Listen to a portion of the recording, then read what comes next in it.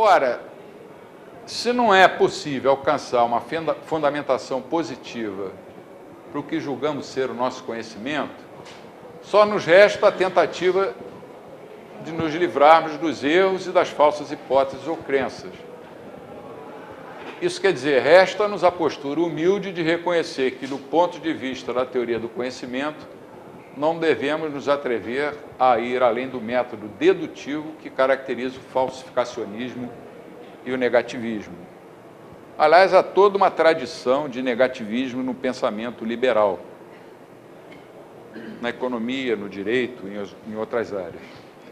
Essa primazia da negatividade epistemológica do pensamento austríaco, e eu posso dizer liberal em geral, mas especificamente falando dos austríacos, essa postura antijustificacionista e, portanto, falsificacionista, ela é, então, trazida da esfera teórica para o terreno das relações sociais, da política, do direito, da economia, da sociologia. É a partir desse procedimento que os austríacos buscam respostas para as questões básicas das sociedades, como liberdade, lei, justiça, felicidade, Estado. Repara que eu grafo Estado com E minúsculo. Passamos a fazer isso em respeito aos cidadãos. Assim como eu aboli do meu dicionário a palavra contribuinte. Eu passei a usar pagador de tributos. Contribuinte por quê? Contribuinte compulsório? Quer dizer, nos Estados Unidos eles usam a palavra correta, taxpayer, o pagador de taxas. Então, eu convido vocês a adotar essa postura. Primeiro, escrever Estado com letra minúscula. A não ser que vocês também escrevam indivíduo com letra maiúscula. E segundo, não falar mais, eu sou um contribuinte, eu sou um pagador de tributos, compulsório. Quais as características principais da informação e do conhecimento para o exercício da ação humana e, portanto, da ação empresarial? Quando eu falo função empresarial, não estou me referindo só a empresários, empreendedores, nós vamos ver isso mais tarde, isso pode se referir a indivíduos também.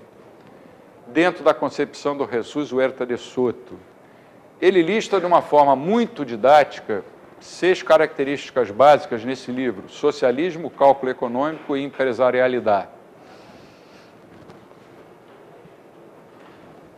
Essas características são: primeiro, o conhecimento é subjetivo e prático, não científico.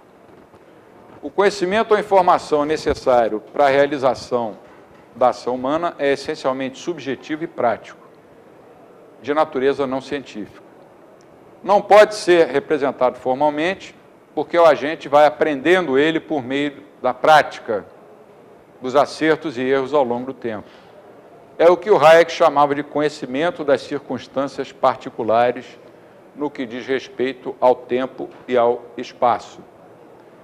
Se me colocarem em uma banca de jornais às 4 horas da manhã para ajudar o meu paisano lá, o meu Patrício, a arrumar os jornais, eu não vou saber nem começar. Da mesma maneira, se convidar ele para dar uma aula de economia, talvez ele diga coisas até mais interessantes do que eu, mas ele também vai ficar um pouco perdido. Isso é o que o Hayek chamava circunstâncias particulares de tempo e de espaço. Ou seja, quem faz o mundo rodar são as pessoas que trabalham. É o açougueiro, é o padeiro, é o jornaleiro, não é o cientista lá na cátedra universitária dizendo como é que o mundo deve funcionar. O máximo que a gente pode fazer é interpretar esse funcionamento e sugerir como ele poderia funcionar melhor. Ele se refere tanto às informações sobre os fins de cada agente, mas também às informações desse agente sobre os fins pretendidos pelos outros agentes. E também ao conhecimento prático sobre os meios, fins e meios, né, que cada agente pode utilizar para atingir os seus fins. E ainda se refere às informações sobre todas as circunstâncias, pessoais ou não, que o agente acredite que devam ser levadas em consideração quando estabelece seu plano de ação. Mises chamava o conhecimento científico como conhecimento do comportamento de toda uma classe de eventos, e ao conhecimento prático como aquele de eventos únicos. É terminologia, né? Hayek referia-se ao primeiro, ao científico, como conhecimento centralizado, e ao segundo como conhecimento disperso. A segunda característica, o conhecimento é individual. Logicamente, o conjunto de informações possuídas por cada agente representa apenas um subconjunto do total de informações que existem no nível social. Esse subconjunto é individual, difere de indivíduo para indivíduo e, além disso, cada agente interpreta de uma maneira única, peculiar, as informações que ele dispõe. Portanto, o total de informações que existe na sociedade não é um dado que possa ser disponibilizado para todos. É um individualismo metodológico, né?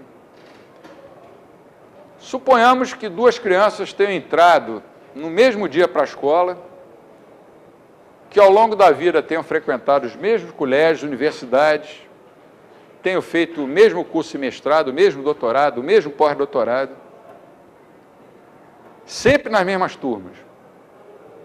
Nem mesmo assim, com essas coincidências, nós podemos afirmar que o nível de conhecimento dos dois é idêntico. Primeiro, e fundamental, porque são dois indivíduos diferentes do ponto de vista subjetivo. Segundo, porque certamente receberam influências familiares diferentes. Terceiro, porque cada um deles sempre vai interpretar de maneira diferente o conjunto de conhecimentos que foi adquirindo durante a vida. E quarto, porque os conceitos de felicidade e os objetivos de cada um deles também são diferentes, bem como os meios que cada um deles julgue conveniente para alcançar os seus fins. O conhecimento está disperso, é a terceira característica. O conjunto das informações está sempre disperso, espalhado entre os milhões de agentes. Vamos considerar um exemplo simples, João e Maria. Cada um deles possui um conjunto próprio e peculiar de informações que o outro não possui. Um observador externo, um terceiro agente, pode afirmar com razão que existe um conhecimento que ele, como observador, não tem, mas que se encontra disperso entre João e Maria, significando com isso que João detém uma parte desse conhecimento e Maria a outra parte. Há alguns casos em que, para alcançar determinado fim, o agente necessite apenas do seu conjunto pessoal de informações, sem necessidade de ter que se relacionar com outros agentes. Mas isso é uma minoria no mundo real, porque a maior parte das ações é muito mais complexa. Por exemplo, suponha que João pretende alcançar um fim FJ, o fim de João, né? Ele tem um objetivo, um fim FJ. Para isso, ele precisa utilizar um meio MJ, o meio de João, que não está à sua disposição e que, além disso, ele não sabe como obter. E vamos supor também que Maria pretenda alcançar um fim FM, né? Fim de Maria, diferente do fim do João, e que tem à sua disposição uma quantidade razoável do meio MJ, meio de João, tão útil para João, mas que para ela não tem importância nenhuma. Mas Maria não sabe que esse meio é importante para João, e João não sabe que Maria o possui, e também não sabe que ela não pretende utilizar. O que acontece nesse exemplo acontece na maioria das situações reais, que é o fato dos fins dos indivíduos serem contraditórios, cada agente buscando fins diferentes, com intensidades também diferentes e com um conjunto relativo de informações no que diz respeito a eles e aos meios utilizáveis. Então existe claramente um desajuste, uma descoordenação, motivados pela dispersão do conhecimento e que só vão desaparecer por meio do exercício da função empresarial, que a gente vai ver também mais adiante. O conhecimento é subentendido e não articulável. O conjunto de conhecimentos práticos geralmente é do tipo tácito ou subentendido, ou implícito, e não é passível de articulação. Isso significa que cada agente tem o know-how de como realizar certas ações, mas não tem o know-why, porque não conhece exatamente quais são os elementos ou partes daquilo que está fazendo, nem se aquilo que está fazendo é certo ou errado. Um exemplo de conhecimento implícito não articulável no âmbito social é aquele formado pelo conjunto de usos, costumes, tradições, normas, instituições que se construem nas leis, né, no direito consuetudinário, a que os cidadãos aprendem a obedecer, mesmo sem possuírem capacidade para desenvolver teorias ou para compreender inteiramente as suas funções. O sujeito não precisa ser um jurista para saber que tem que cumprir uma determinada lei. Outro exemplo é que mesmo um economista que não possui conhecimentos teóricos de informática pode perfeitamente se utilizar de conhecimentos de outros. Por exemplo, eu sei que se eu apertar essa tecla aqui, que tem um ponto, a tela vai ficar preta. Olha lá. E que se eu apertar de novo, vai voltar a funcionar. Mas se alguém me perguntar por quê, eu digo, não sei, não quero saber. Não vou dizer que tenho raiva de quem sabe, mas eu não preciso saber desse conhecimento. Eu estou me utilizando de conhecimentos, de informações de outros agentes. Alguém que entende de informática inventou essa geringonça aqui, e alguém, por acaso, um outro professor, falou, para não queimar muito a lâmpada, você aperta a tecla que tem um ponto que some tudo da tela. Eu falei, legal. Aí apertei a tecla, cadê ela? Sumiu tudo, descansa a lente. O conhecimento torna-se criativo por meio da função empresarial. Ao contrário do que muita gente pensa quando fala em empresário, a função empresarial não requer meios financeiros para ser exercida. Ela não pressupõe qualquer custo, ela só precisa de criatividade. Criatividade. O sujeito pode ser um empreendedor mesmo sem um centavo no bolso. Isso é ótimo, né? Imagina se as leis de um país estimulassem a criatividade, como seria bom. Mas há certos países em que se desestimula essa criatividade. A criatividade estimula a atividade empresarial e gera ganhos que são chamados de lucros empresariais puros. Vamos voltar para o João e para a Maria e vamos agora introduzir um terceiro agente, o José. O José percebe a situação de falta de coordenação que a gente descreveu 2 slides atrás. E ele resolve exercer o empreendedorismo, quando ele descobre o quê? A possibilidade dele obter um lucro para ele, se ele procurar Maria, para quem o meio MJ não tem utilidade, e propor a Maria que venda para ele, José, por, suponhamos, R$10 a unidade. Sem dúvida, um excelente negócio para Maria, que atribuía ao meio um valor zero ou próximo de zero, mas ela ganhou R$10.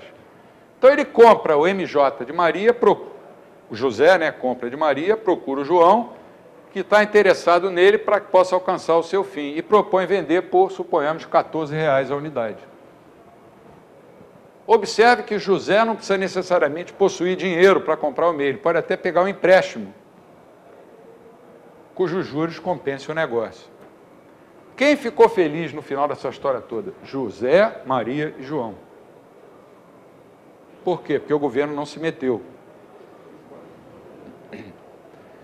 Assim, José conseguiu obter, ex nihilo, do nada, um lucro empresarial puro de R$4 por unidade do meio MJ.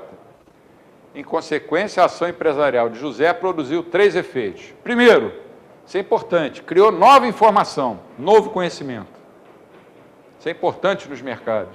Segundo, transmitiu esse novo conhecimento para o mercado. E terceiro, ensinou os outros 2 agentes, João e Maria, a agirem num processo de dependência recíproca.